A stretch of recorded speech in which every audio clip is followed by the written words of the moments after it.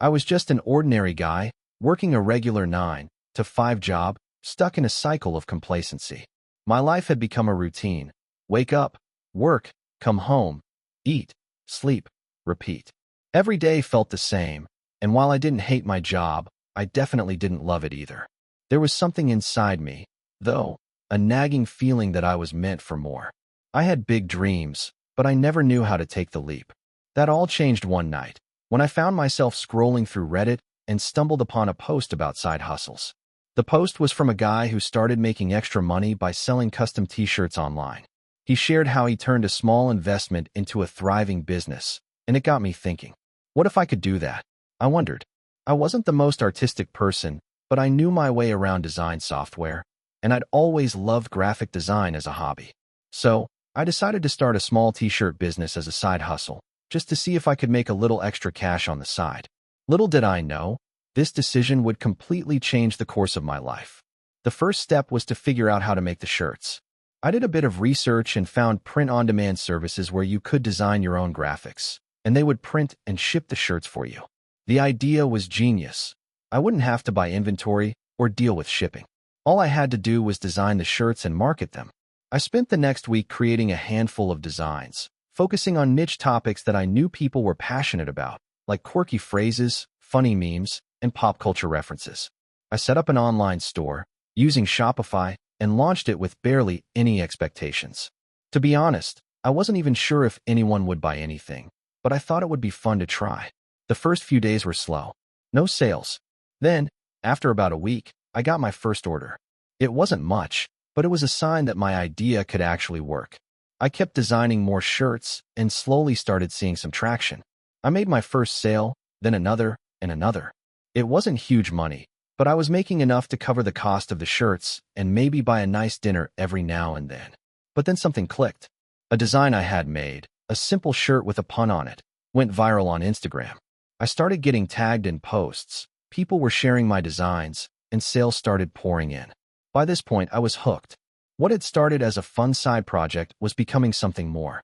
I knew I had to treat it like a real business, so I began to dedicate more time to it. I started experimenting with Facebook ads, Instagram promotions, and influencer marketing. It wasn't easy at first. I had to spend money on ads without knowing if they would work. But I learned a lot from each campaign and gradually got better at targeting the right audience. Within a few months, I had a steady stream of sales. My designs were getting recognition, and people were starting to talk about my brand. I began expanding my product line, adding hoodies, mugs, and even phone cases. As my profits grew, I reinvested into the business, buying better designs, hiring freelance artists, and even outsourcing some of the marketing work. My side hustle was turning into something that was actually sustainable. A year into it, I reached a tipping point. The t-shirt business had grown so much that it was starting to outpace my 9 to 5 job. I was making more money from it than my full-time salary, and I realized that I had a choice to make. Do I continue working for someone else, or do I take the risk and go full-time with my business? It was a scary decision. The safety of a steady paycheck was hard to give up, but deep down, I knew I couldn't ignore the potential of my business. So, I took the leap. Going full-time was terrifying. There was no turning back. I spent countless hours working on the business, refining the designs, improving the website, and scaling my marketing efforts. But there were also challenges. Some months, the sales weren't as high as I expected, and I had to dip into my savings to cover expenses. There were days when I questioned if I had made the right choice, but I kept pushing forward. I knew that building a successful business wasn't a linear path. It was filled with ups and downs. Around the 2-year mark, my t-shirt business started gaining real traction. I had built a solid customer base, and my brand was starting to become recognizable. I was getting featured in niche blogs, and influencers were posting about my products. It felt like everything was coming together. But as the business grew, so did the pressure. I had to hire employees to help with customer service, fulfillment, and inventory. I had to streamline operations to keep up with the demand, and managing a team brought a whole new set of challenges. The most significant breakthrough came when I partnered with a larger retailer to sell my shirts in their stores. This was the big break I had been waiting for, and it took my business to a whole new level. I had to scale up even more, ensuring that I could meet the demand while maintaining the quality of my products. The stress was overwhelming at times, but the rewards were worth it. My t-shirt brand was now a full-fledged business with a loyal following, and I was finally living the life I had dreamed of. It wasn't just about the money anymore. It was about creating something that people loved and that had a real impact. Now, for years after that first sale, I've grown my business into a multi-million-dollar brand. I still design some of the shirts, but I've built a talented team to handle much of the day-to-day operations. I've expanded into new markets and continue to innovate with new products and designs. My journey from a side hustle to a full-time entrepreneur has been a roller coaster, but I wouldn't trade it for anything. It all started with a simple idea and the courage to take that first step. I've learned so much along the way, and if I could offer any advice to someone thinking about starting their own business, it would be this: start small, but think big. Don't let fear hold you back. The road will be tough, and there will be moments when you'll want to quit, but if you keep pushing forward, you'll surprise yourself with what you can achieve. Entrepreneurship is a journey, not a destination. Keep learning, keep growing, and always believe in yourself. If you enjoyed the video, don't forget to leave a like and subscribe to the channel. It helps the content grow and motivates me to create even more great videos. Turn on notifications so you don't miss any new uploads. By the way, I'm curious, when do you usually watch my videos? While working, studying, or just relaxing at home? Let me know in the comments. I'd love to hear from you. Thank you for your support. It was 2016 when I found myself in a situation I had never imagined. At 28, I was broke, out of shape, and working a dead-end job at a tech startup. I had a college degree, a good job, and the ambition to make something of myself, but I felt stuck. My career had plateaued, my savings were non-existent, and worst of all, I was working 60-hour weeks doing something that made me miserable. I wasn't living my life, I was just existing. I had always dreamed of starting my own business, but I never thought I had the skills or knowledge to do it. I thought entrepreneurship was for people who already had money or connections, things I didn't have. Every time I thought about starting a business, I convinced myself that it would fail. So, I continued working my job, hoping for a miracle to come along and change my life. One day, after a particularly rough week, I was scrolling through Instagram and saw an ad for a course on how to build a successful e-commerce business. It was a generic ad, promising financial freedom, and at first, I scrolled past it. But something made me go back. I clicked the link and found a video of a guy who had built a six-figure business in just a few months. He was talking about the power of dropshipping, where you sell products directly from a supplier to customers without having to deal with inventory or shipping. It sounded too good to be true, but the more I watched, the more intrigued I became. I knew that this was the opportunity one had been waiting for. I had no money to invest in inventory or a warehouse, and dropshipping seemed like a low-risk way to get started. Still, I had doubts. What if it didn't work? What if I just wasted my time and money? I had heard horror stories about people who tried dropshipping and lost everything. But the more I researched, the more confident I became. In early 2017, I decided to go all in. I took a deep breath, emptied my savings account, and invested in the course. I learned everything I could about setting up an online store, finding reliable suppliers, and marketing products. I started by picking a niche that I thought had potential: fitness products. I was passionate about fitness myself, so I figured I would be able to relate to my customers and build a brand that felt authentic. I chose a simple product: resistance bands. They were lightweight, inexpensive, and could be sold with a high markup. I spent weeks building my website, learning how to run Facebook ads, and fine-tuning my product listings. It felt like I was working around the clock, but I was determined to make it work. Finally, in March 2017, I launched my store, FitGear, and started running ads. I had no idea what I was doing, but I knew I had to try. At first, things didn't go as planned. I didn't make any sales for the first few days. I was disappointed, but I didn't give up. I kept tweaking my ads, adjusting my targeting, and improving my website. A week later, I made my first sale, a $20 order. I was ecstatic. It was a small win, but it felt like I had unlocked the secret to success. I immediately reinvested that $20 into more ads, and within a month, I had made $1,000 in sales. I started getting more confident, but I knew I had a long way to go. I realized that while I had made some progress, I still had a lot to learn about running a business. Customer service was a nightmare, orders were being delayed, and returns were piling up. I felt overwhelmed. But instead of throwing in the towel, I started reading everything I could about e-commerce, talking to other entrepreneurs, and listening to podcasts. Slowly, I learned how to handle customer inquiries, improve the fulfillment process, and build a more efficient operation. By the end of 2017, I was making around $5,000 a month in revenue. It wasn't a lot, but it was more than I had ever made at my 9-to-5 job. I felt like I was on the brink of something big, but I was still unsure if I could make it sustainable. I had to quit my job in order to focus on my business full-time, but I was afraid. What if it didn't work? What if I ran out of money? In early 2018, I took the plunge and quit my job. I started working on FitGear full-time, dedicating every waking hour to improving the business. I focused on expanding my product range, improving my ads, and building a customer base. It was a slow process, but by the middle of 2018, I was consistently making $10,000 per month in revenue. It felt like I had finally broken through.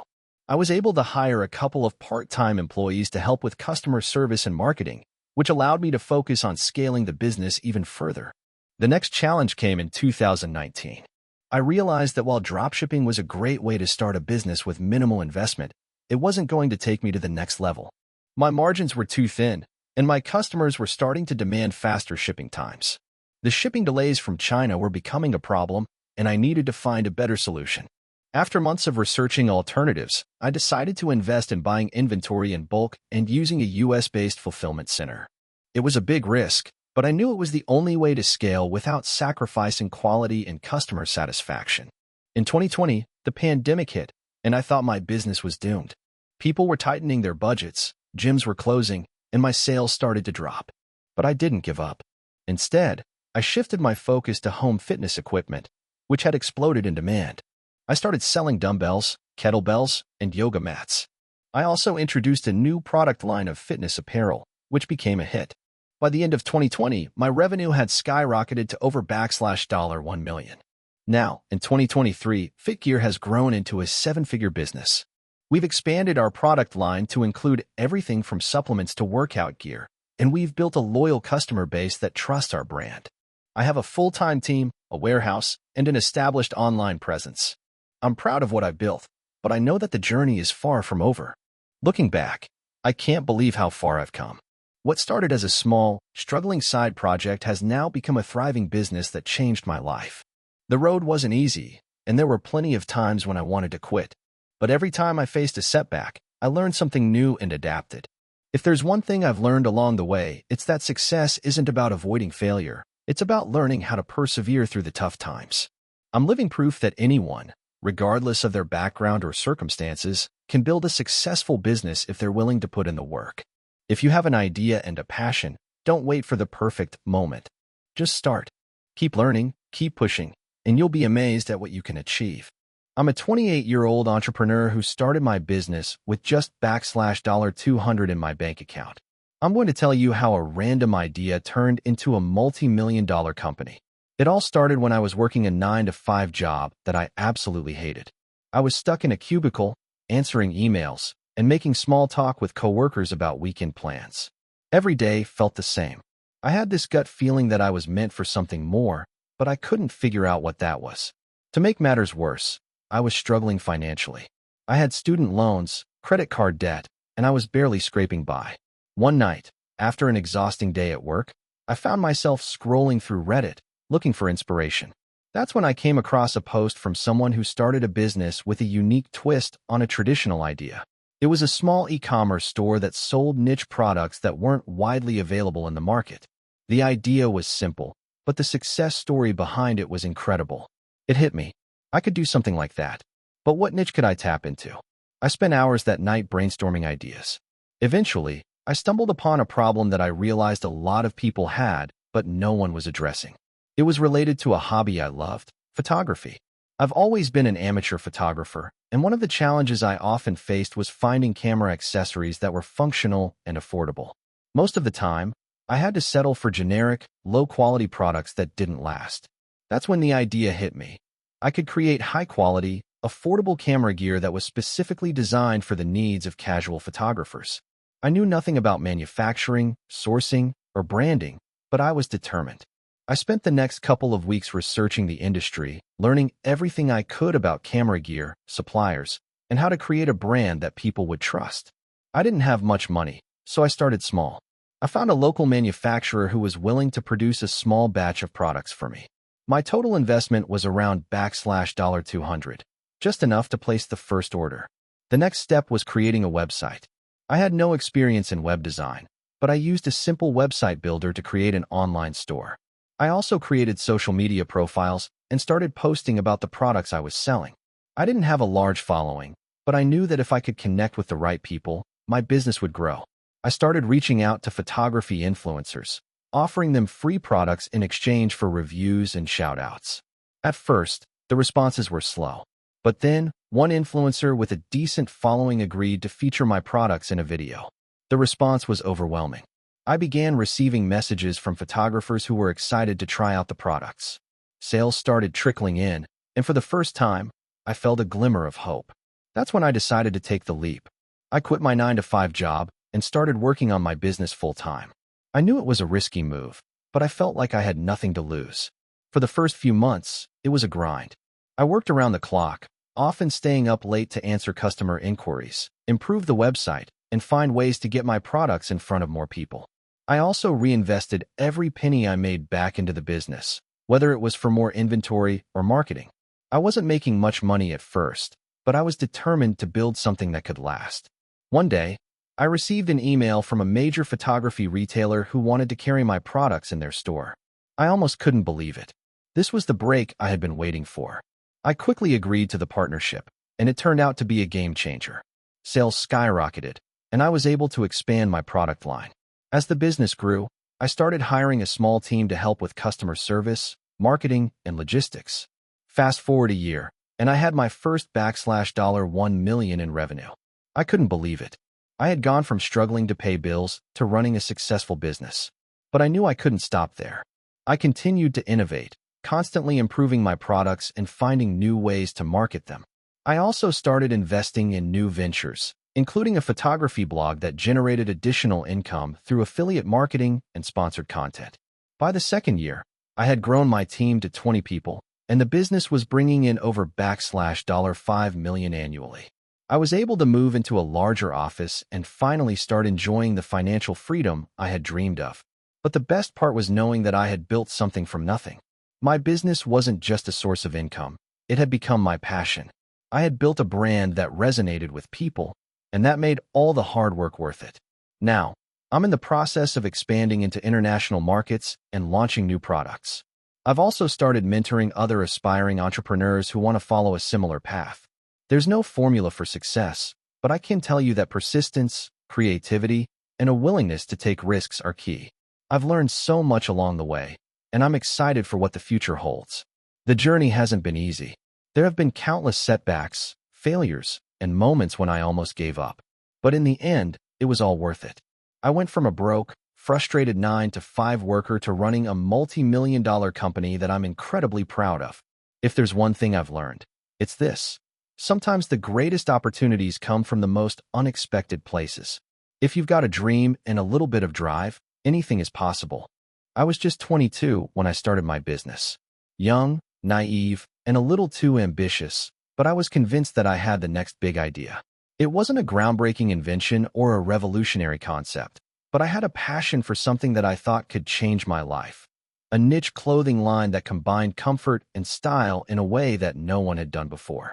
Sounds simple, right? Well, it wasn't. But looking back, it was the best decision I ever made. I had just graduated from college, with a degree in marketing. I remember the day I graduated. I felt like I was on top of the world. My family was proud, but I didn't really know what I wanted to do. The whole, get a corporate job and work your way up, plan never appealed to me. Instead, I spent hours brainstorming, thinking about the one thing I could do that would make me stand out. It had to be something I loved, something I could wake up every day excited to do. So, after months of toying with ideas, I landed on fashion. Now, I wasn't a designer or a tailor. In fact, I could barely sew a button on a shirt. But I had a vision of creating clothes that felt like pajamas but looked stylish enough to wear out in public. I wanted to create the kind of clothing that made people feel comfortable in their own skin without sacrificing style. I figured if I loved the idea, maybe other people would, too. The problem? I had no idea how to actually start a business. I had no funds, no network, and no experience. But what I did have was a relentless drive to make this work. So, I did what any broke, clueless college graduate would do. I Googled everything. I spent weeks learning about how to start a clothing line from scratch. From choosing a business structure to figuring out how to get products manufactured, I was buried in information. I reached out to people on LinkedIn, asking for advice, but most of the time, I got ignored. But I didn't let that stop me. I kept pushing. Eventually, I decided to go with a dropshipping model. I knew I couldn't afford to buy bulk inventory up front, so dropshipping seemed like the perfect solution. I found a supplier in China who could produce the clothes I wanted, and after a lot of back and forth, I finally got the samples I needed. They weren't perfect, but they were close enough to what I had envisioned. The next step was setting up an online store. I spent weeks designing a website that I thought was sleek and user-friendly. But here's the thing. Building the website was the easy part. Marketing it, that was a whole different beast. I started with Instagram. It was the easiest platform to promote visual content, and I thought it could give me the exposure I needed. But again, I had no experience. I posted a few pictures, wrote some catchy captions, and hoped for the best. I got a few likes here and there, but nothing significant. That's when I realized I had been doing everything wrong.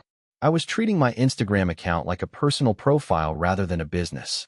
I wasn't being strategic about it. So, I hired a freelance social media manager to help me. She taught me how to use Instagram's algorithm to my advantage, how to engage with followers, and how to create content that actually converted. But even with better content and more followers, my sales didn't exactly skyrocket. I had moments of doubt. I thought, maybe this isn't for me. Maybe I should just go get a real job and forget about this dream. But something in me kept pushing forward. I couldn't quit.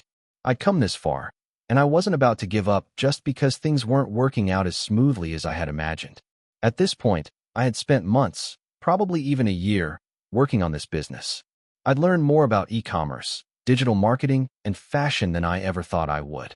But there was still one thing missing, a clear brand identity. I realized that I had never defined who my target audience was.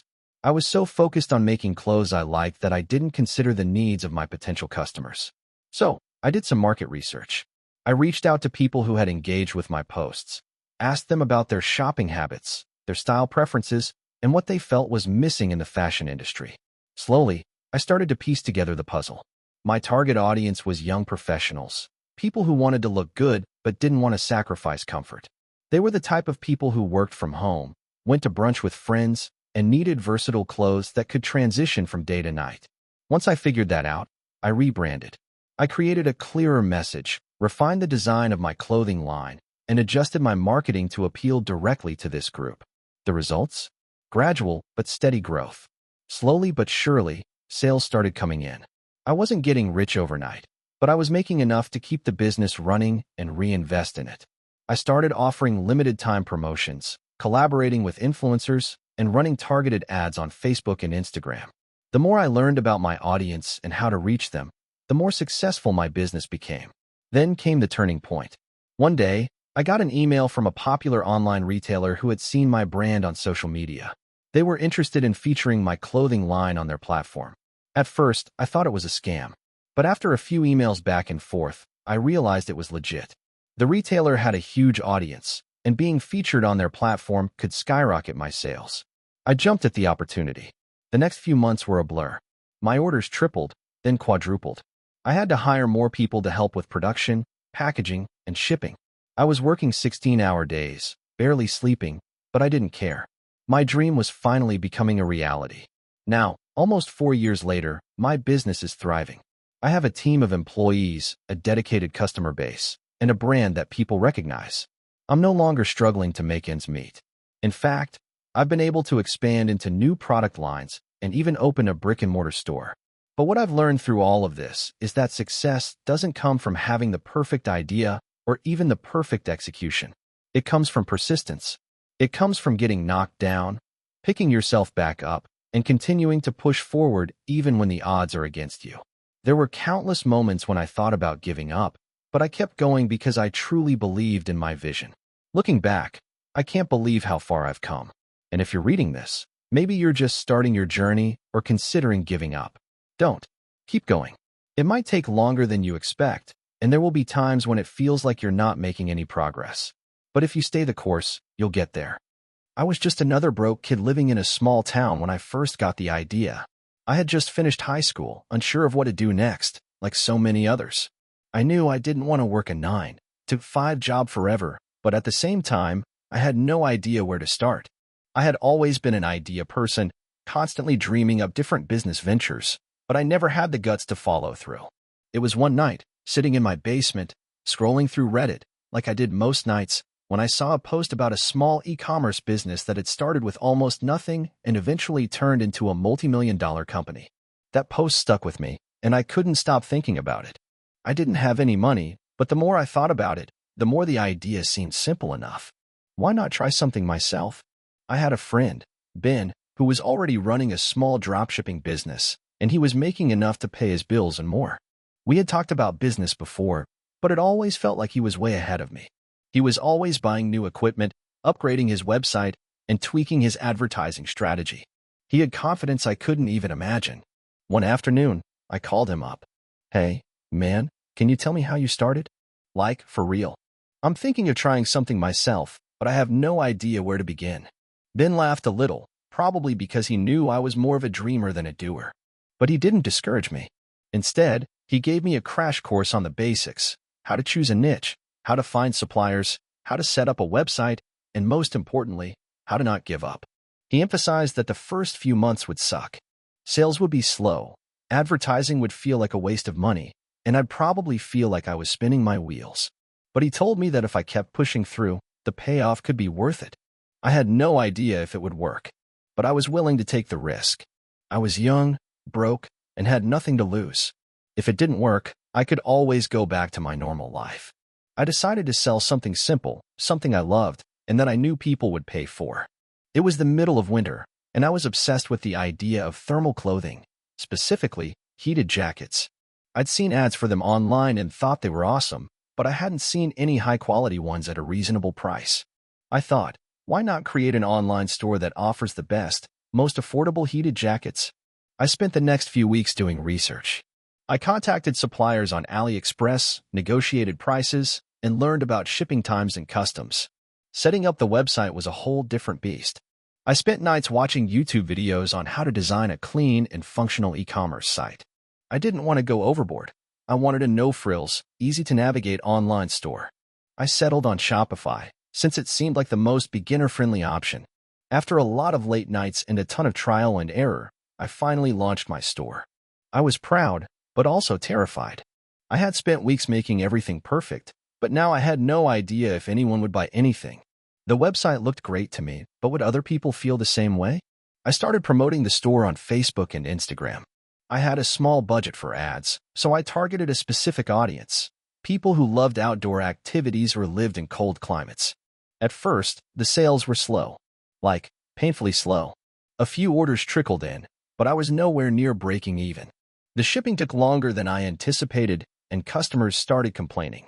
I was losing money, and my dreams of becoming an entrepreneur were starting to feel like just that, dreams. But I refused to quit. I revisited my ad strategies, changed the targeting, and created better content. I worked on improving my customer service, responding quickly to emails and resolving issues as efficiently as possible. Slowly but surely, things started to pick up. One month, I made $1,000 in sales. The next month, I hit $3,000. I was starting to see the light at the end of the tunnel. Around this time, I started reinvesting the money I was making back into the business. I upgraded my website, improved my shipping process, and even hired a freelancer to help with customer service. The more I reinvested, the more the business grew. There were setbacks, of course. I made plenty of mistakes. I got overconfident and ordered way too much inventory one month, only for sales to dip slightly, leaving me with too much stock. But I learned from every mistake and adapted quickly. I also realized that no matter how well you plan, things rarely go perfectly. The key is to keep moving forward. By my third year, I had reached $100,000 in sales. I felt like I was finally hitting my stride. My customer base had grown significantly, and I was able to hire a few employees to help manage the business. I focused on scaling up my advertising efforts, partnering with influencers, and expanding into new product categories. Every step felt like a new challenge, but also a new opportunity. Looking back, it's hard to believe how far I've come. There were times when I wanted to quit, when I thought that maybe I wasn't cut out for this after all. But every time I pushed through, the results were worth it. My business didn't become a multi-million-dollar empire overnight, but it was growing steadily, and I was doing something I was proud of. I had created something from nothing. Today, my store is a six-figure business, and I no longer have to worry about my next paycheck. I've even been able to hire a small team of people who share my vision and work with me to take the business to the next level. I'm not at the point where I can just sit back and relax. I'm still grinding every day, making decisions that will determine the future of my business. But I'm no longer that broke kid with no direction. I'm the owner of a growing, profitable company, and it all started because I took that first step. If you're thinking about starting your own business, don't wait for the perfect moment. There will never be a perfect moment. Take the leap. Start small, keep learning, and be ready to fail, because you will fail. But if you keep going, you'll be amazed at what you can achieve. Just like me. It all started in a small town, tucked away in the heart of the Midwest. Growing up, I didn't come from much. My parents were hard workers, but they didn't have much to offer when it came to financial support. I was always taught to be resourceful, to make the best of what I had, and to never complain. I wasn't sure where my future would take me, but I knew that I didn't want to live the same kind of life my parents had. I wanted more. I wanted to be my own boss, and I wanted to create something that would change my life forever. After high school, I didn't have the option to go to college, not because I wasn't smart enough, but because my family couldn't afford it. So, I did what anyone in my situation might do. I started working. I picked up odd jobs here and there, from waiting tables to working in a factory. But deep down, I knew that these jobs were not going to give me the kind of life I dreamed of. I needed something that would make me stand out, something that would make me unique in a world full of people just trying to get by. One day, while browsing the internet during a lunch break at work, I stumbled upon a business idea that seemed too simple to pass up. It was an online store selling custom-made phone cases. It wasn't anything groundbreaking, but it was a start. The idea hit me like a lightning bolt. At that moment, I decided that I was going to create my own business, and I would do whatever it took to make it work. I didn't have much money saved up, but I had a relentless drive and a willingness to learn. I started small. I bought a few basic tools, including a heat press machine, some vinyl, and a couple of blank phone cases. I spent weeks learning how to design and create custom graphics that would go onto the cases. I spent my evenings after work perfecting my skills, creating unique designs that I thought would stand out. I built a website using a free platform and set up an online store. At first, I wasn't sure if anyone would even buy my products, but I knew I had to try. The first few weeks were slow. My website got very little traffic, and I didn't make a single sale. I was discouraged, but I didn't give up. I started reaching out to people on social media, showing off my designs and asking for feedback. Slowly but surely, people started noticing my work. One day, I got my first sale. It wasn't much, just a single phone case, but it was a start. That first sale was the spark I needed to keep going. I realized that I could turn this small business into something bigger. I began reinvesting the little money I made into marketing and improving my product. I started using Facebook ads, Instagram, and Pinterest to promote my phone cases. Slowly, my customer base grew, and I started getting more orders. But as my business grew, so did the challenges. I needed better tools, more inventory, and a faster way to produce the cases. I couldn't keep up with demand working out of my small apartment. That's when I decided to take the next big step. I rented a small space and bought a few industrial machines to speed up production. With the new equipment, I was able to produce more cases in less time. I hired a couple of part-time employees to help with the workload, and the business started to feel less like a hobby and more like a real company. But just as things were starting to look up, disaster struck. One of my employees made a huge mistake that led to a batch of defective phone cases being shipped out to customers. The backlash was immediate. Customers were furious, and I had to deal with a flood of refund requests and negative reviews. That was one of the toughest moments in my entrepreneurial journey. For a while, I thought my business might be over before it even really began. I could have easily given up and walked away, but I refused to let it define me. I immediately apologized to every customer affected by the mistake, offered full refunds, and promised to do better. I also started to implement a more rigorous quality control process to ensure that no more mistakes would happen. Slowly, I regained the trust of my customers, and the business began to recover. From there, things only got better. I expanded my product line to include other custom items like t-shirts, hoodies, and mugs. I created a brand that resonated with people, and my business grew exponentially. I hired more employees, expanded to a larger warehouse, and started fulfilling orders at a much faster rate. I also began partnering with influencers and bloggers to promote my products, which led to a significant boost in sales. Within a few years, my business was generating six figures annually, and I finally felt like I was on the path to success. But even as my business grew, I never forgot where I came from.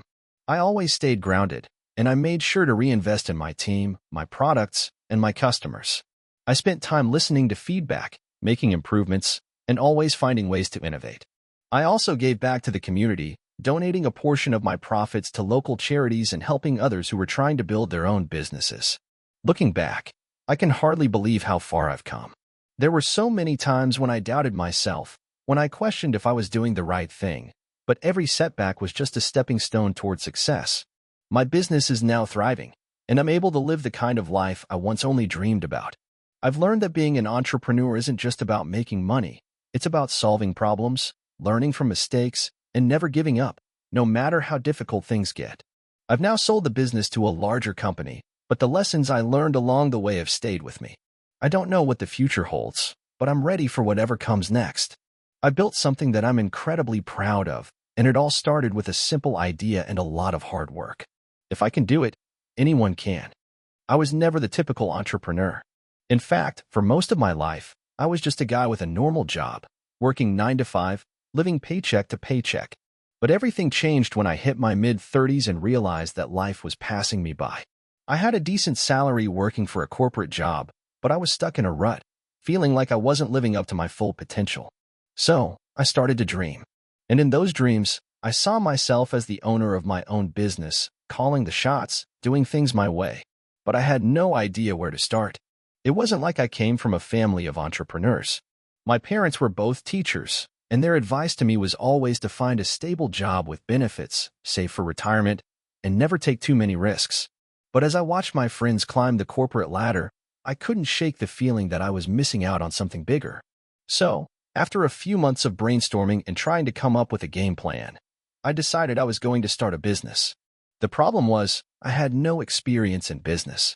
I didn't know the first thing about marketing, finance, or operations. What I did know was that I had a passion for technology. I'd always been the go-to person when friends or family had tech problems. I could fix a computer, set up a new phone, or troubleshoot internet connections with ease. And it dawned on me, what if I could turn my passion for tech into a business? At first, I thought about opening a small tech repair shop, but that felt too small time.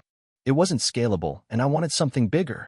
I began researching online, reading countless articles and watching YouTube videos.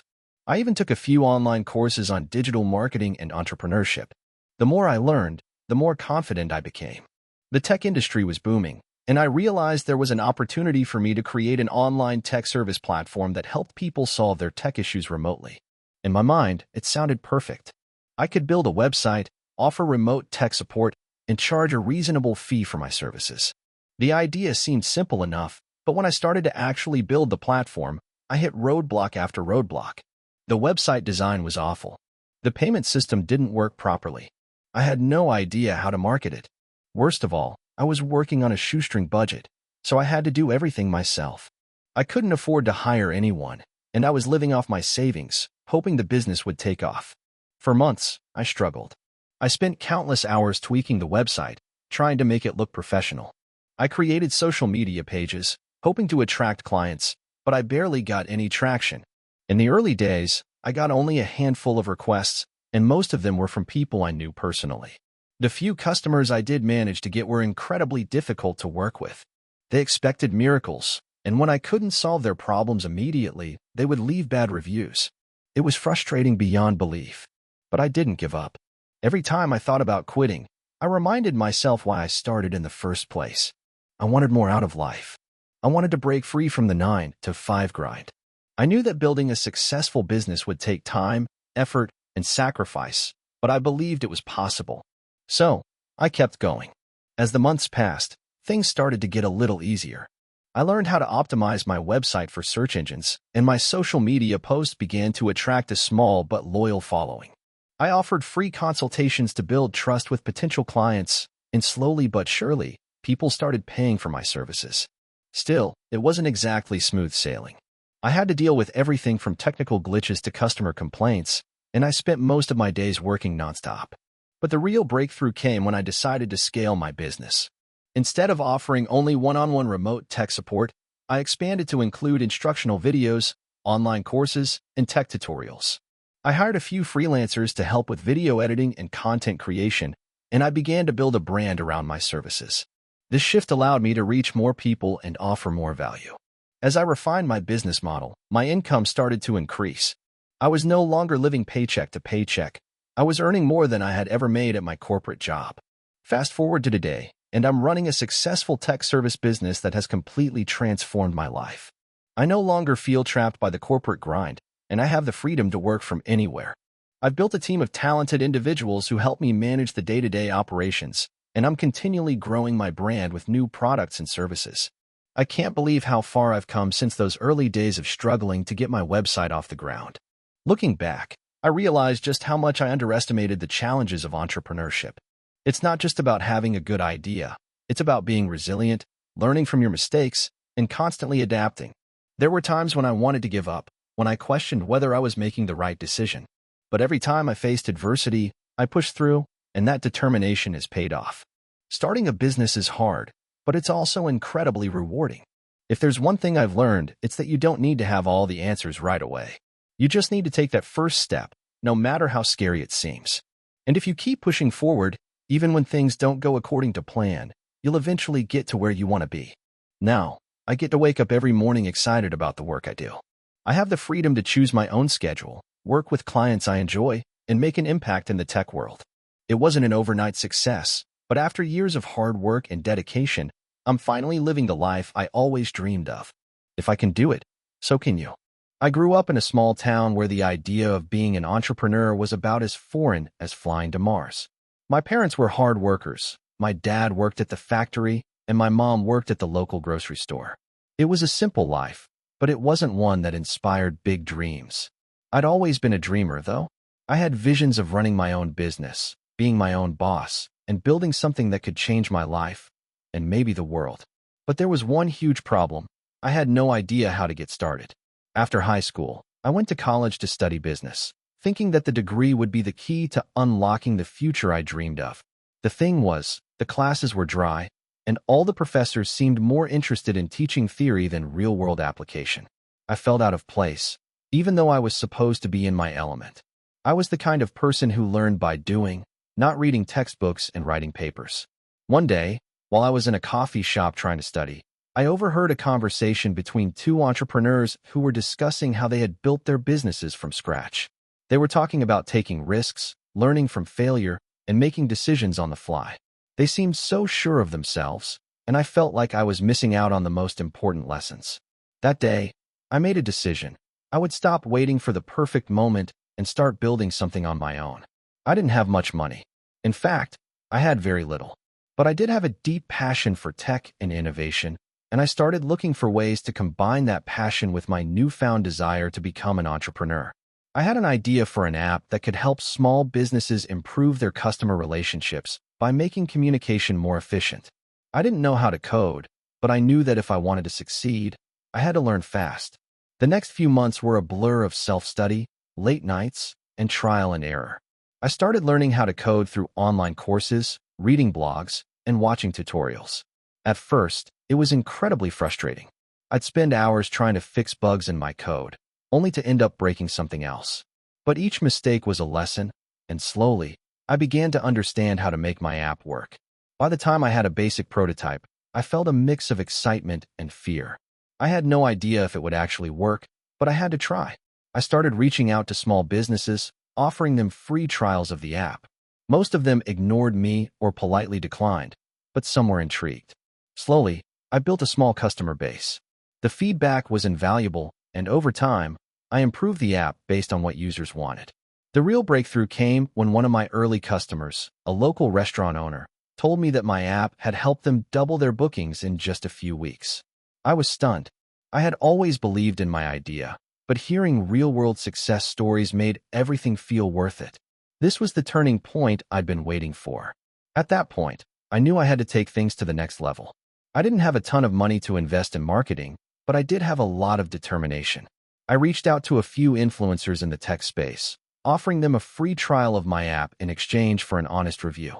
To my surprise, a few of them agreed, and within a few weeks, my app had a decent amount of exposure.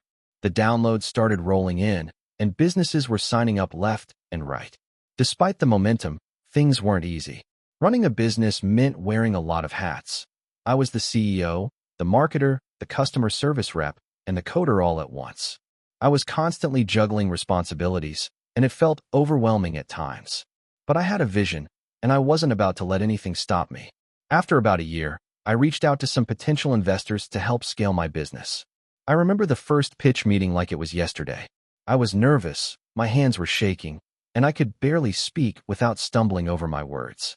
But somehow, I managed to convince them that my business had real potential.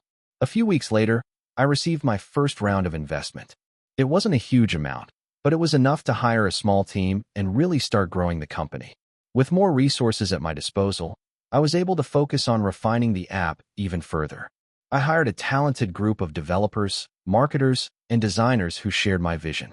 As the team grew, so did the company. We started adding new features to the app, such as analytics tools and automated follow-up systems, which made it even more valuable to small businesses. We also expanded our customer base to include medium-sized businesses, which helped us scale even faster. But as the company grew, so did the challenges. I had to learn how to manage a team, how to handle customer complaints, and how to stay ahead of the competition. There were times when I thought about quitting. There were weeks where I worked 100-hour stretches and felt like I was burning out. But I kept pushing forward, reminding myself of why I started in the first place. One of the biggest lessons I've learned as an entrepreneur is that success doesn't happen overnight. It's a slow, painful grind that requires constant learning and adaptation. There were times when I wanted to give up, but the small wins, the satisfied customers, the growing user base, the new partnerships, kept me going. And over time, those small wins started to add up. Today, my company is a successful SaaS business with thousands of clients around the world. I've built a team of talented people who are passionate about what we do. We've had our ups and downs, but I've never been more proud of what we've built. The road wasn't easy, and there were plenty of times when I doubted myself. But looking back, I wouldn't change a thing. If there's one thing I've learned, it's that entrepreneurship isn't about having all the answers or being perfect. It's about showing up every day, even when it feels impossible, and being willing to learn from your mistakes. The journey is long and hard, but the rewards are worth it. I'm living proof that with enough persistence, determination, and a willingness to learn, anyone can build something incredible. Hey, friends, if you enjoy this content, don't forget to like the video and share your thoughts in the comments. We really want to know what you like and what can be improved. What do you think of the video? Are there any topics you'd like to see in future videos? Your feedback really helps us get better. Thanks for being with us. I was 25 years old when I decided to quit my job as a marketing coordinator at a decent-sized tech firm. I had a good salary, a steady paycheck, and the typical safe job that most people aspire to have, but I wasn't happy. Every day felt the same, and the thought of spending the next 30 years in the corporate world made me sick to my stomach. The routine had become suffocating. I didn't want to climb the corporate ladder. I wanted to create something of my own. The only problem was, I had no idea what that something was going to be. I wasn't a genius tech entrepreneur or some kind of inventor. I wasn't even particularly good at any one thing. I was just a regular person with big dreams, but no direction. I'd always had a passion for fitness and wellness, but it wasn't something I thought I could turn into a business. My entire family was full of teachers, doctors, and engineers. No one had ever taken the entrepreneurial route, and it felt like a leap into the unknown. But that didn't stop me. I spent weeks researching how to start a business. I devoured articles and books, listened to podcasts, and attended a few local networking events. I had always been interested in health and wellness, and while working my corporate job, I found myself increasingly frustrated by the lack of high-quality, affordable wellness products on the market. I knew there had to be a better way to deliver natural, effective wellness solutions that didn't break the bank. I started imagining a company that focused on affordable, high-quality supplements, fitness equipment, and educational content to help people lead healthier lives. In early 2017, after saving up some money and taking a massive leap of faith, I quit my job. I didn't have any clients, no products, and definitely no guarantee that this would work. But I figured, what's the worst that could happen? If it didn't work out, I could always go back to the corporate world. With all my savings and a small loan from my parents, I set out to create the business that would change my life. I didn't have a tech background, so creating a website was a challenge. I taught myself how to build it from scratch using online courses and tutorials. The website looked amateur, but it worked. I ordered a batch of wellness supplements from a local manufacturer and set up an online store, hoping that anyone, would buy from me. But no one did. For the first few months, my sales were non-existent. I spent hours marketing the products on Instagram and Facebook, but the results were underwhelming. My friends and family were supportive, but they didn't seem to be as excited about my new venture as I had hoped. The cold reality of running a business started to sink in. I felt embarrassed.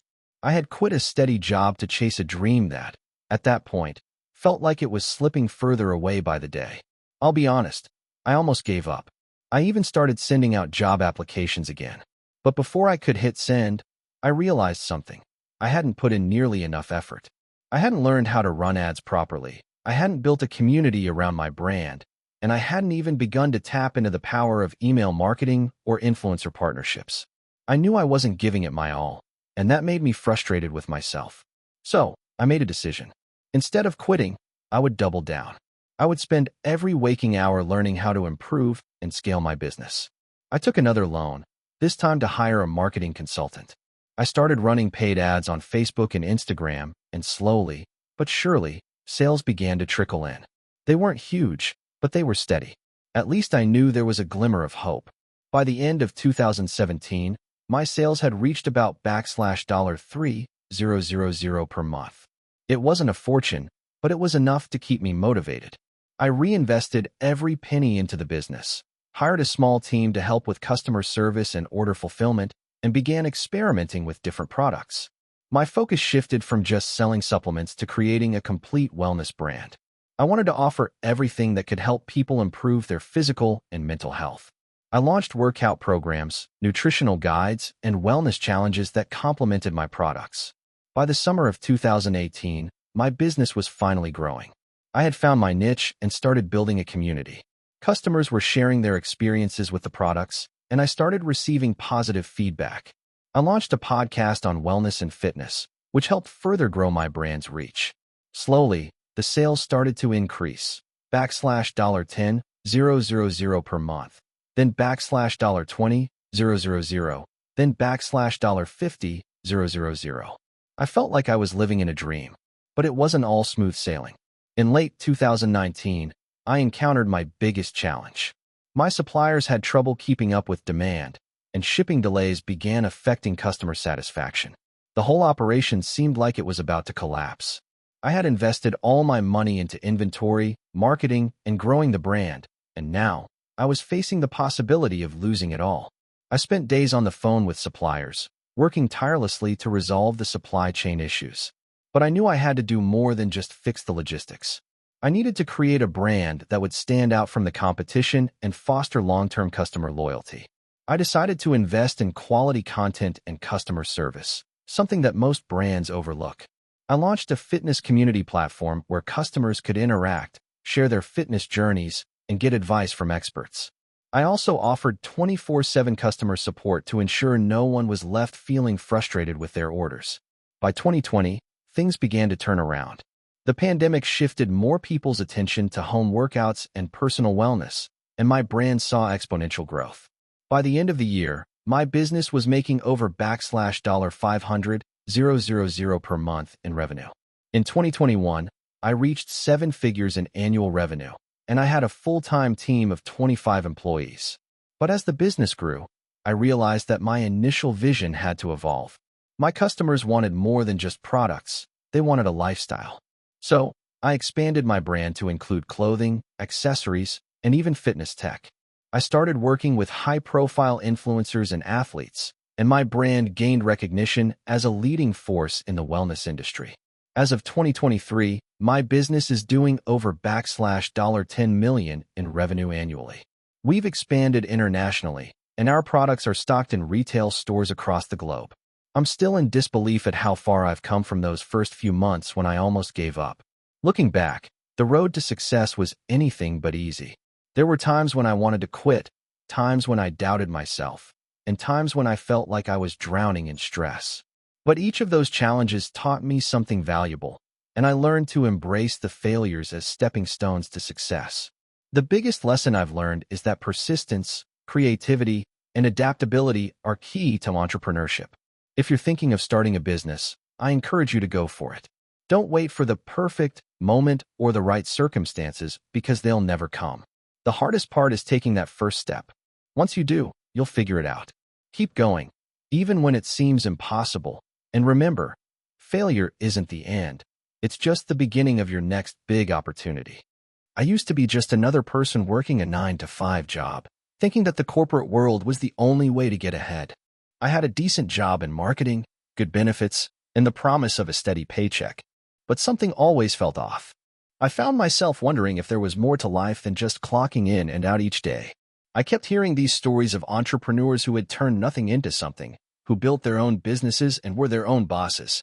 They seemed free, confident, and living a life of their own design. I wanted that life too, but I didn't know where to start.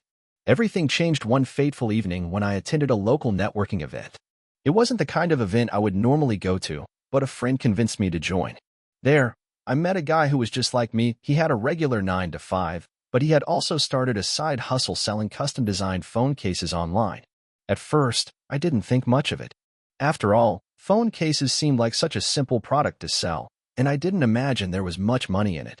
But he was making more money from that side hustle than I was making in my full-time job. That was my wake-up call. If he could do it, why couldn't I? The next day, I went home and immediately began researching the world of e-commerce. I learned about platforms like Shopify, Etsy, and Amazon. I dove deep into YouTube videos, read blog posts, and watched tutorials. I became obsessed with the idea of building something of my own. I spent hours figuring out what products I could sell, how to market them, and how to set up an online store. But, like most things, it wasn't as easy as it seemed. I quickly learned that running an e-commerce business wasn't just about finding a product to sell. It was about creating a brand, building trust with customers, and standing out in an overcrowded market. I started with a simple idea. I would sell t-shirts.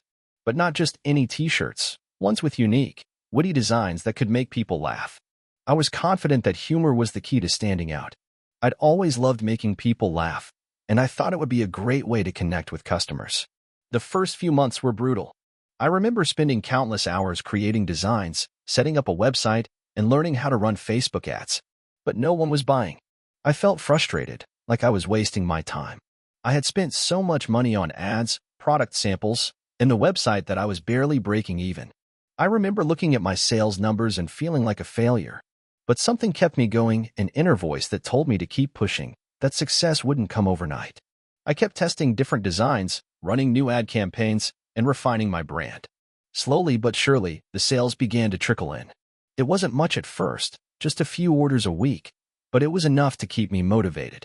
I realized that I had to focus on one thing: building an audience. I started posting regularly on Instagram and Facebook, sharing funny quotes, behind-the-scenes looks at my design process, and engaging with my followers. Slowly, my social media following grew. The more people saw my posts, the more sales I made. It wasn't instant, but it was progress. After a few months of steady sales, I decided to take things to the next level.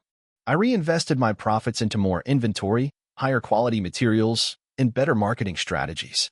I started using influencers to promote my products, sending them free samples in exchange for posts about my brand. It worked. The exposure from influencers gave me a huge boost, and sales began to spike. That was when I realized that I was on the right path. I kept growing, and by my first year in business, I was making more money than I had ever made at my 9-to-5 job. I had quit my full-time job and was running my business full-time. But even though I had reached a level of success, I didn't stop there. I kept working to improve my products, my marketing, and my brand. I started expanding my product line to include hoodies, hats, and even custom-made mugs. Every day, I learned something new, and every day, I pushed myself to do better.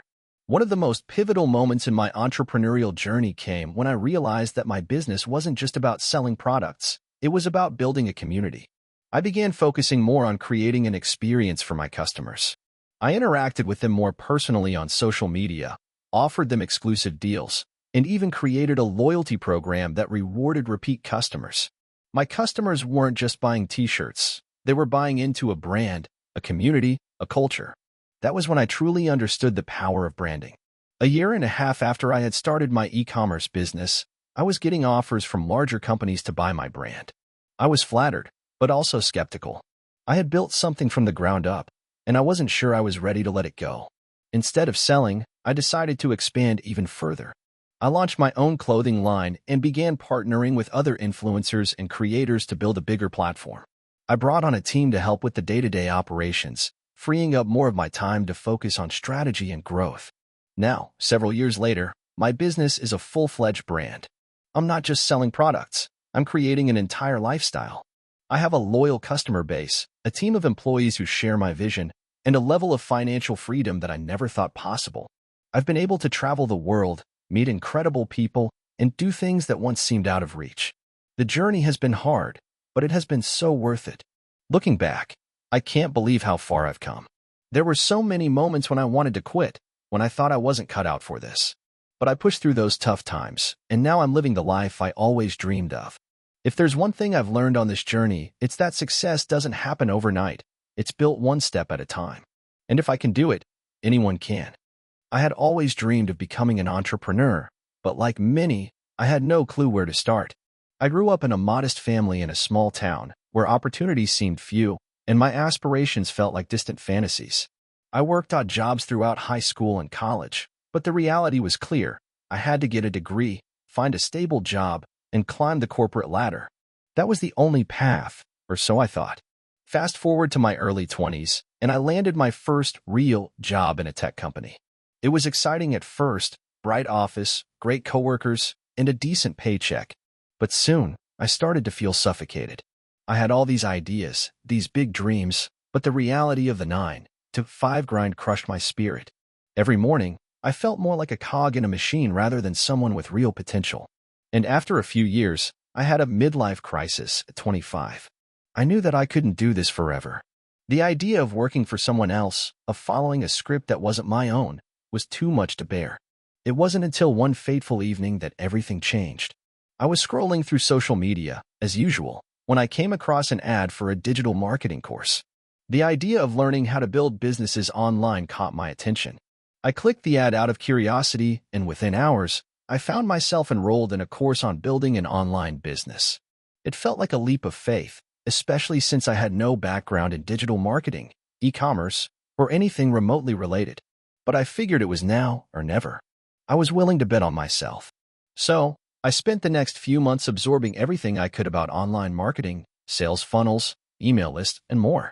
I poured over YouTube videos, joined Facebook groups, and participated in webinars. I wasn't sleeping much, working my 9 to 5 job during the day, and then hustling on my laptop at night, trying to apply what I was learning. Then, I hit a wall. I tried to launch a few online stores with dropshipping, hoping to make some extra cash. At first, it felt like a miracle. My first sale came in, and I couldn't believe it. But after that, things quickly spiraled downward. The products I sourced weren't great, my ads weren't converting, and I quickly burned through my savings trying to make it work. I was discouraged, questioning whether this whole entrepreneurship thing was a scam. Every time I failed, I got more anxious. I was putting everything I had into this. But something inside me refused to quit. I decided to take a step back and reevaluate my approach. I spent hours each week analyzing what worked and what didn't. I focused less on trying to sell the products and more on understanding my customers and their needs. That's when I had a realization. I wasn't really addressing pain points. I was just throwing products at the wall to see what stuck. I needed a niche, a real problem to solve. I had always been passionate about fitness, and I realized there was a huge market for affordable, quality workout gear that wasn't overpriced. That's when the idea for my own fitness brand was born. I spent months researching suppliers, learning about product quality, branding, and marketing. I developed a website, created an online store, and then began to focus on building an audience. I started a blog, sharing fitness tips, workout routines, and motivational content. Slowly but surely, people started noticing.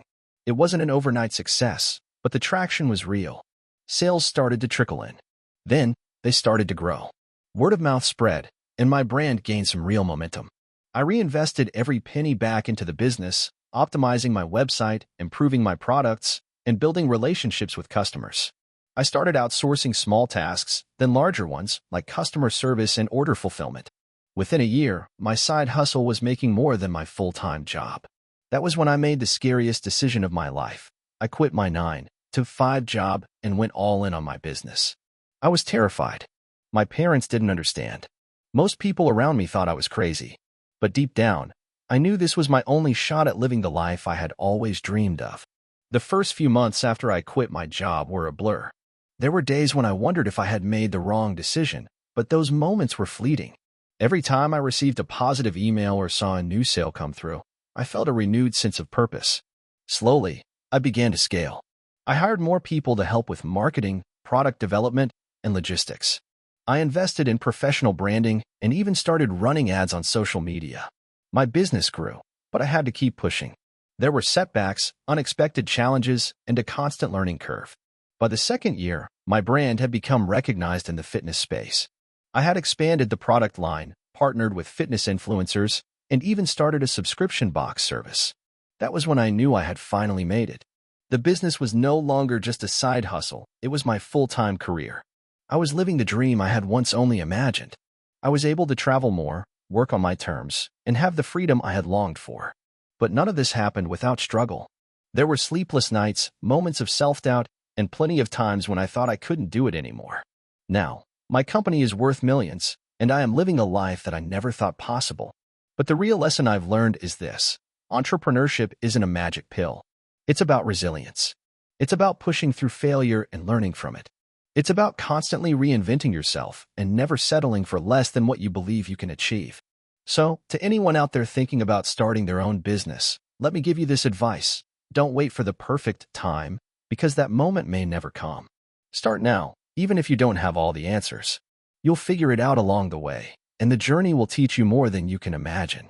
And remember, the road to success is never linear, but if you keep going, you'll get there. I was 23 years old when I started my first business. I had no savings, no investors, and honestly, not much of a plan. What I did have was a relentless drive to make something of myself and the stubborn belief that I could figure it out as I went along. That's a dangerous mentality, and looking back, I can't believe I didn't fail sooner, but I suppose the universe has a way of testing your resolve. It all started in a tiny, one-bedroom apartment in the heart of the city. I was living paycheck to paycheck, working a job that barely paid enough to cover rent, food, and my student loans. I had always dreamed of starting a business, but the idea seemed so out of reach. Who was I to think I could run a company? I had no experience, no connections, and no funding. But the thought gnawed at me every day. I needed to do something different. I had always been fascinated by tech. It was my escape growing up. I could spend hours tinkering with computers, learning coding, and fixing things. But I never thought that could turn into a real business.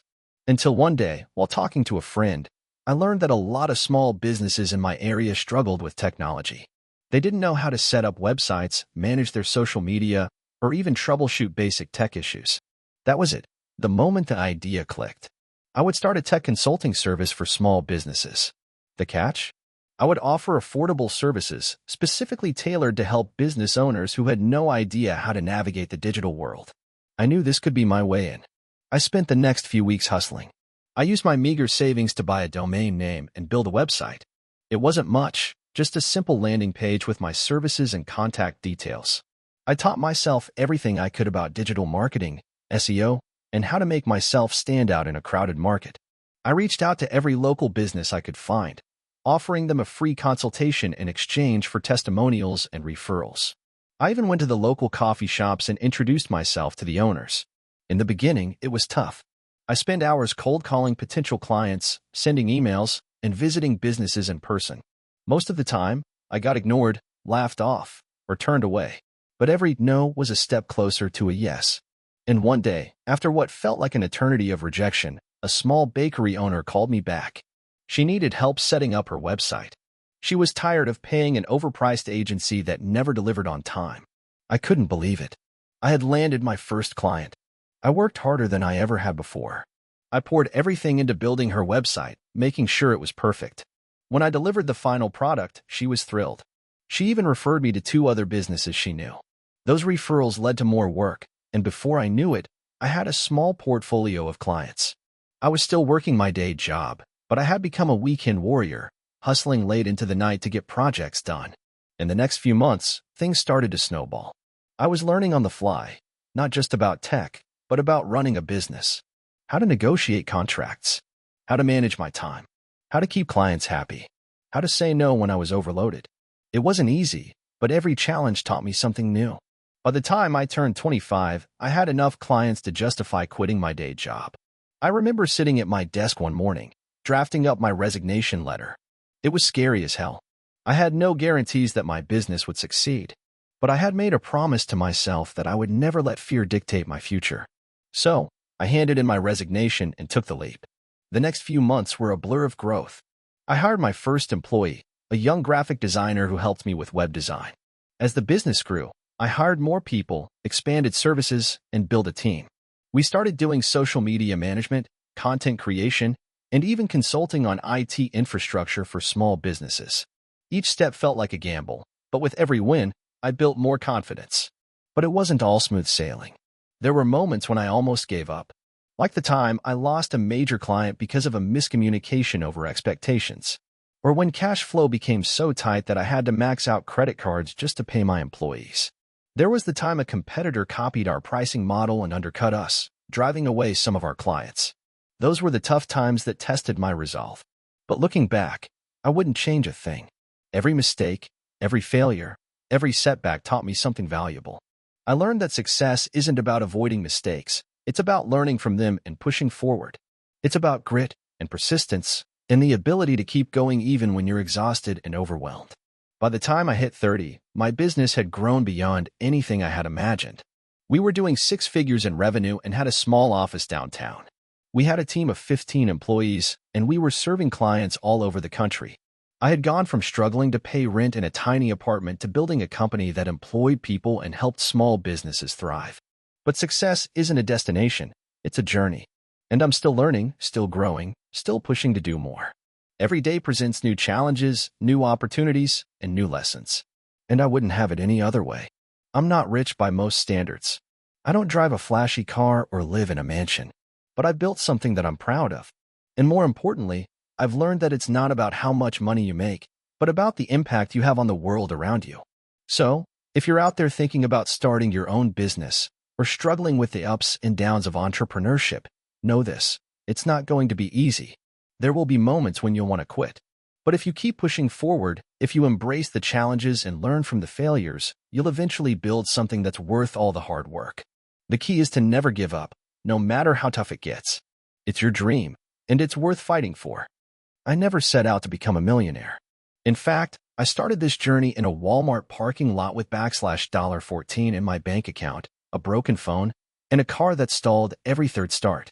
If you told me 2 years ago I'd be running a $3.2 million your e-commerce business from my garage, I would have laughed in your face and asked if you could spot me for gas. My name's Ray, I'm 29, and I used to work as a janitor at a community college in Ohio. I'd been doing that for about 4 years, ever since I dropped out of school after my dad died and I had to support my mom and little brother. The job sucked, but it was stable. Until it wasn't. COVID hit. Campus shut down. I got laid off. With no degree, no real connections, and barely any savings, I started delivering food for Uber Eats and Grubhub. It paid the bills, barely, but the stress was unreal. Every time my car made a weird sound, I felt like I was one pothole away from total ruin. One night, while waiting on an order at a Chinese restaurant, I saw a guy post a TikTok about flipping stuff on Facebook Marketplace.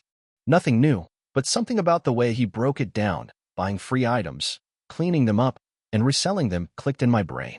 Next morning, I picked up a free coffee table someone was throwing out, scrubbed it clean, touched it up with furniture polish I borrowed from my neighbor, and listed it for $40. It sold in 3 hours. That was the start. Over the next 2 months, I scoured Facebook, Craigslist, OfferUp, anywhere people dumped free or cheap stuff. I sold dressers, chairs, broken lamps I rewired with YouTube tutorials, even a beat-up sectional that I Febreze bombed and sold for $150. I was making more than I did cleaning toilets, but more importantly, I had hope again. The turning point came when I stumbled across a woman selling a box of random junk for $25. I zoomed in on the photo and spotted what looked like a sealed pack of old Pokemon cards. Took the gamble. Inside was a 1999 Charizard, first edition, not in perfect shape but still very collectible. I sold it 2 weeks later for $1 for $100 on eBay. I cried, not even ashamed. I reinvested the money into more collectibles. I started learning about niche markets, vintage toys, old electronics, rare VHS tapes, retro gaming consoles. I got good at spotting value where others saw junk. I kept my margins tight and shipped fast, which got me repeat buyers and great reviews. I was still doing this all from my mom's garage, eating ramen most nights and sleeping on a couch, but I saw a way out.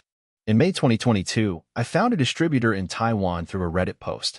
They were liquidating a warehouse full of old Tamagotchis and other 90s digital toys. I pooled all my savings, around $9,000, and bought the whole lot. My mom thought I lost my mind. 3 months later, I had cleared $36K in profit. That's when I made my first hire, my brother, who was now out of high school.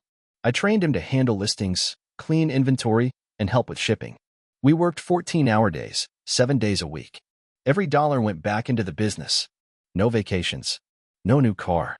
We lived like we were still broke. In early 2023, I noticed the growing demand for nostalgic mystery boxes on YouTube. People love the surprise, the unboxing experience. So I pivoted. We created themed mystery boxes, 90s toys, retro tech, rare VHS packs. We sold them through a Shopify site I built myself with free templates and YouTube tutorials. I used TikTok and Instagram to promote it, making funny unboxing videos that featured my mom yelling in the background or my cat stealing items mid-recording. They went viral. We did $220K in sales in the first 3 months. All organic traffic. By Q3 2023, I had to move the operation to a warehouse. I hired 3 more people, including a guy who used to bully me in high school. Life's funny like that. We expanded into international shipping, partnered with influencers, and started offering subscription boxes. Our email list exploded. A few viral Reddit threads helped too, ironically. My name is Mark, and in 2018 I started what would eventually become a $12 million / your business, by accident. It started because I got fired. I was 32, working as a senior project manager at a tech company in Chicago. I was good at my job, but terrible at politics. One passive-aggressive email too many to the VP of sales, and suddenly I found myself packing my desk with a smile that didn't reach my eyes. I had no savings. My girlfriend had just moved in. I was paying off student loans. For 2 weeks, I stared at job boards, ate cereal, and binged YouTube videos of people talking about making money online. One night, I saw this video about a guy who sold handmade journals on Etsy and made $5K a month. I scoffed. My girlfriend said, "You're always criticizing products online. Why not make your own?" That night, I remembered something. In college, I built this simple habit tracker template in Excel for myself. It had a nice flow to it. I liked gamifying habits. Over the years, I tweaked it with color-coded categories and streak counters. It had helped me drop 30 pounds, quit smoking, and read 100 books in a year. I decided to see if other people might find it useful. I opened PowerPoint and started redesigning the tracker to look more appealing. I bundled it with a 5-page PDF explaining how to use it. I called it the Keystone Habit System. I listed it on Etsy for $4.99. No marketing, no email list, no strategy. On the 3rd day, I made my first sale. I got an email from Etsy. I jumped like I'd won the lottery. My girlfriend thought something terrible had happened. I made $45 that first week, then $86, then $134. I began tweaking the product, A/B testing thumbnails and titles. I split it into 3 versions, beginner, advanced, and pro. I added a 7-day email course using MailChimp that sent out productivity tips automatically. By month 3, I was making over $2,000. That's when I got obsessed. I started waking up at 5 a.m. to read every possible blog post and case study about digital products. I started selling planners, goal-setting sheets, time-blocking calendars, and morning routine templates. I created bundles and upsells. I tested selling on Gumroad and Shopify. I launched a $19 course called Level Up Your Habits that I shot in my bedroom with a $60 microphone and a ring light I found on Craigslist. My girlfriend was skeptical. "This can't be real," she'd say. "How long can people keep buying PDFs?" Apparently, a long time. I realized people weren't buying the files. They were buying belief, hope, a system that helped them feel in control. In mid-2019, I hired my first contractor, a graphic designer from the Philippines. $9/hour, 10 hours a week. She redid my designs, made everything look 10x more professional. Sales jumped immediately. I doubled her hours. By January 2020, I was making $20K/month. I quit looking for jobs. Then the pandemic hit, and things exploded. Everyone suddenly cared about productivity, working from home, managing time, getting their life together. My work-from-home routine kit sold over 3,000 copies in 2 months. I launched a Notion version of the habit tracker. It went viral on Twitter. Ali Abdul shared it in his newsletter. By August 2020, I had 5 virtual assistants, a video editor, and a developer. I started a newsletter called Productive AF. I had 45,000 subscribers by year's end. I launched a $99 digital course called Productivity Engine that made $140K in its first month. That's when a VC firm emailed me. They wanted to chat. I took the meeting out of curiosity. They offered me $1.2 million for 20% of the business. I said no. Why would I sell a business with 80% margins and no office, no inventory, and no meetings? Instead, I invested in content. I hired a ghostwriter and started a blog that ranked for morning routine ideas, how to build habits, and Sunday reset routine. Traffic grew fast. So did my email list. I cross-sold products, ran affiliate offers, and tested paid ads. In 2021, we hit $1 million in revenue. I started offering licensing deals to coaches and companies who wanted to white label my templates. I sold a lifetime bundle for $249 that included everything. It became my best seller. I started doing podcast interviews, talking about building digital product empires. My girlfriend, now fiancée, came on board to handle customer support. By 2023, the business crossed $5.8 million in total revenue. Profit margin? 82%.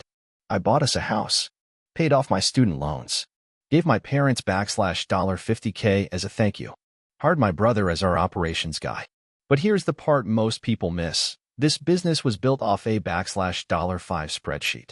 No tech, no office, no funding, just relentless iteration, listening to customers, and compounding small wins. Now it's 2025. We've passed $12 million in lifetime revenue. We've helped over 500,000 customers in 92 countries. I still run the business in sweatpants from my home office. People ask me how I knew it would work. I didn't. I just followed a rule I made up. Be useful, be honest, and keep showing up. I never expected any of this. I was just a guy who got fired and needed to pay rent. Now I run a multi-million-dollar business helping people change their habits, the same way I had to change mine. I didn't mean to become a millionaire. In fact, 2 years ago, I was a burned-out logistics coordinator working 60 hours a week for a company that sold industrial air filters. Glamorous, I know. My idea of success was paying off my student loans and maybe affording a secondhand car that didn't smell like mold. I didn't have any dreams of building a startup, much less one that would be acquired for 8 figures. But life's weird like that. It started during the pandemic. Everyone was trapped at home, and I was juggling Zoom calls and Excel sheets while my partner was stuck in a tiny apartment trying to bake sourdough and stay sane. One night, over boxed wine, we got into a stupid argument about where to order takeout. We live in a mid-sized city, enough variety but not the kind of place where Uber Eats had their act together. We wasted 45 minutes bouncing between apps, menus, and restaurant websites, only to discover the Thai place we liked had changed their hours and wasn't even open. I half joked, why isn't there one site that just tells you what's actually open, with up-to-date menus? That joke turned into a Google search, and then a rabbit hole. I discovered that restaurants were constantly changing their hours due to staff shortages and supply chain issues, and the big apps were terrible at keeping up. Most small businesses didn't even update their own websites regularly. I wondered, could there be a real-time aggregator that crowdsourced and updated restaurant status and menus in one place? That night, I bought a domain, openplate.io. I spent $12 on it and forgot about it for a month. Then, one day while doom-scrolling on Twitter, I saw a tweet from a developer who had built a scraper that pulled live updates from Google Maps and restaurant social media feeds. I DM'd him. His name was Arjun, and he lived in Toronto. I pitched him my rough idea. What if we could use your scraper and combine it with a platform where local users could confirm whether a restaurant is actually open, maybe even add photos of current menus? He was interested. We decided to build a basic MVP. I put in $1,000 of my own savings for hosting and some basic UI design. Arjun coded the backend. We launched a crude version in my city, just scraping hours and menus from about 50 restaurants. We added a simple thumbs up/thumbs down system where users could confirm if the info was still accurate. It was ugly, but it worked. At first, no one cared. We shared it in a couple of Facebook groups, subreddits, local food blogs. Got maybe 40 visitors a day. Then someone in the local Reddit community stickied our link during a thread about what's actually open right now. Overnight, we jumped to 8,000 users. People started emailing us to request we add their cities. We panicked. Our servers crashed twice in 3 days. Arjun rewrote the backend to be more scalable. I reached out to a college friend who did branding, and she helped us put together a real logo and a nicer UI. We launched in 4 more cities over the next 2 months, prioritizing college towns where people were especially hungry for late-night options. Word spread like wildfire. By month 6, we were doing 250,000 unique users monthly. And then came the first serious offer. A VC firm based in New York reached out and said they wanted to invest $500,000 for 10%. I had no idea how to respond. I hadn't even thought about monetizing yet. We were still running it out of Google Cloud credits and donations. I got lucky. An old professor of mine, who'd once run a SaaS company, offered to mentor me. He grilled me over Zoom for an hour, then said something that changed everything. You're sitting on a logistics goldmine. This isn't about food. It's about real-time, community-verified data. Scale it. We accepted the funding. We hired a proper team. Our first monetization experiment was with premium listings. Restaurants could pay $19 per month to highlight their menus and hours, push notifications about deals, etc. Adoption was slow at first, but after we built a dashboard for restaurants to easily edit their data and respond to user reports, we saw conversion spike. Within 4 months, we had 1,200 paying restaurants. We added affiliate links for online orders, which brought in another revenue stream. We made $40,000 in our first real month of income. I quit my logistics job. Arjun quit his freelance gigs. We went full-time. A year in, we were in 32 cities, had 2.1 million monthly users, and were grossing around $150,000 per month. We raised a seed round of $2.5 million to build out a dedicated sales team and further automate the data verification process using machine learning. That's when things started getting wild. DoorDash sent us a cease and desist. We weren't even infringing on anything. They just didn't like that we were scraping the same data and, in some cases, offering more accurate info. That letter got leaked online. A bunch of journalists picked it up. Traffic doubled again. We couldn't have paid for that kind of PR. The acquisition talks started 6 months after that.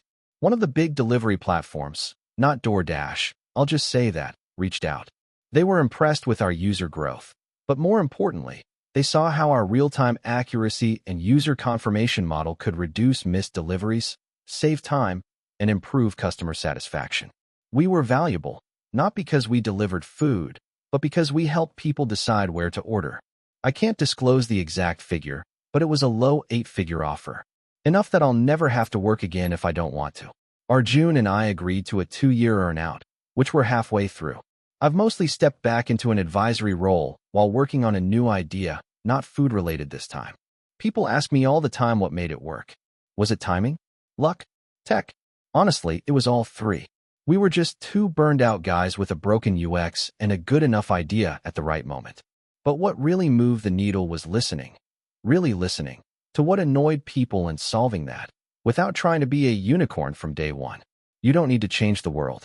You just need to fix something that's broken and annoying. Turns out, a lot of money hides behind small problems. I never set out to be an entrepreneur. My plan was simple: get good grades, land a stable job in finance, maybe climb the corporate ladder and retire with a decent 401k. That was it. I wasn't a dreamer, or at least I didn't think I was. But sometimes life sucker punches you in the mouth just hard enough to knock your trajectory off course.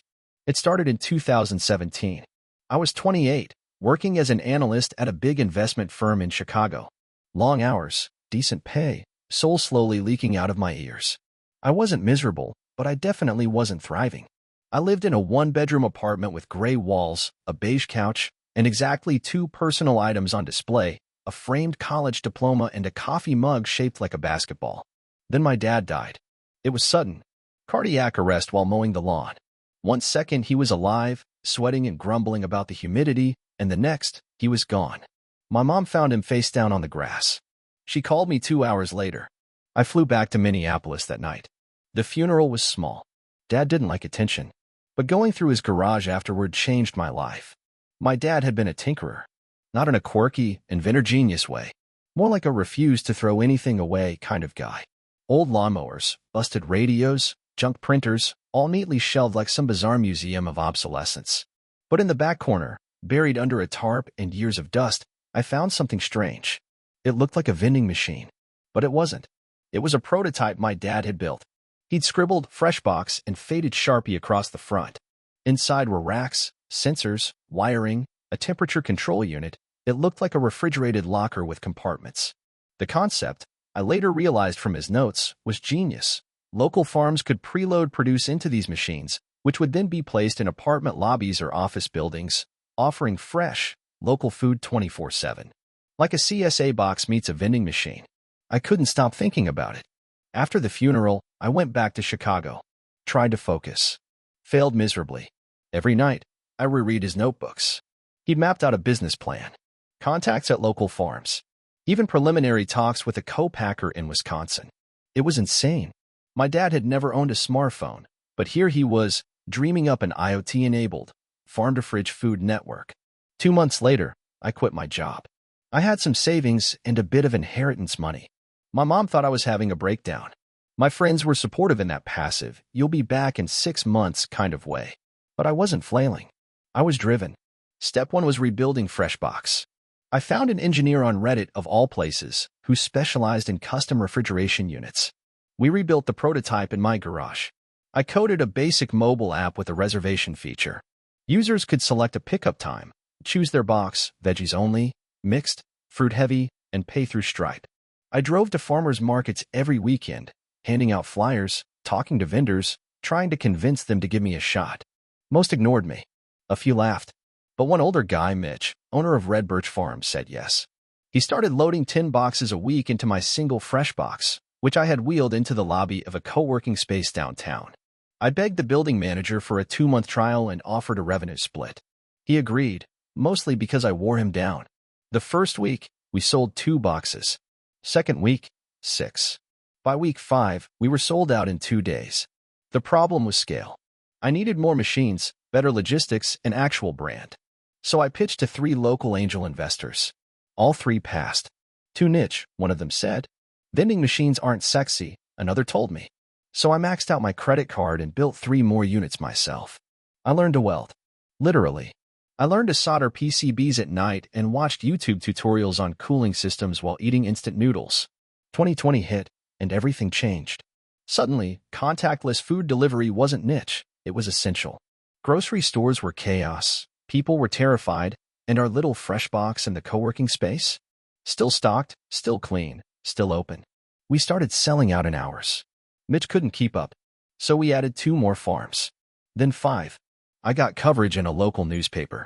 Then Business Insider picked it up. The emails poured in. By mid-2020, we had 20 machines across Minneapolis and St. Paul. I hired my first employee, a part-time operations manager named Dina, who basically ran circles around me from day one.